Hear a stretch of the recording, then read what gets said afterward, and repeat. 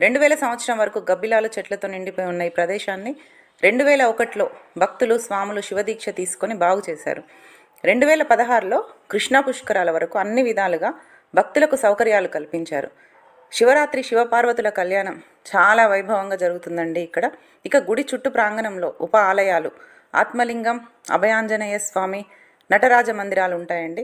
ప్రతిరోజు సుబ్రహ్మణ్య స్వామివారి చుట్టూ ప్రదక్షిణ కూడా చేస్తారట. శివుడికి ఇష్టమైన శివార్చనకు సంబంధించిన వృక్షాలు, పుష్పాలు ఇక్కడ అనేకం ఉంటాయండి. చాలా బాగుంటుంది ఈ ప్రదేశం. కోనేరు, మనకి ఫోటోషూట్స్ కూడా జరుగుతుంటాయి. చాలా బాగుంటుందండి. ఉదయ సముద్రం గురించి ఇంతకుముందు వీడియోలో చెప్పుకున్నాం కదండి. అక్కడి నుండి కోనేరు నుండి గర్భగుడిలోని కింది మెట్టు నుండి అంతర్వాహిని ఈ ప్రదేశం నుండి ఎప్పుడు నిరంతరం శివయ్యను తాకుతూనే ఉంటుందండి అంతర్వాహిని. అందుకే జలలింగమైన శివయ్య ఎప్పుడు తడిగా చల్లగా